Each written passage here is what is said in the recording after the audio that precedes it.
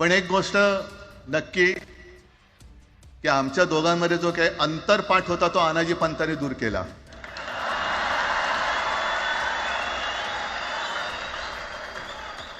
आता अक्षता टाकण्याची काय तुमच्याकडनं अपेक्षा नाहीये. एकत्र आलोय एकत्र राहण्यासाठी.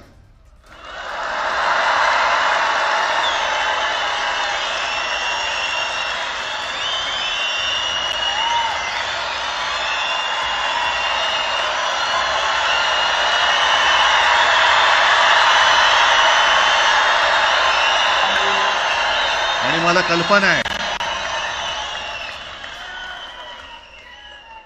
आज मला कल्पना आहे की अनेक बुवा महाराज हे बिझी आहेत. कोण लिंब कापतंय, कोण टाचण्या मारतंय, कोण गावी जाऊन अंगारे दुपारे करत असेल, रेडे कापत असतील. त्या सगळ्यांना सांगतो, या सगळ्या भोंदूपणा विरुद्ध माझ्या आजोबांनी लढा दिला होता आणि त्यांचे आम्ही वारसदार म्हणून तुमच्या समोर उभे ठाकलेलो आहोत.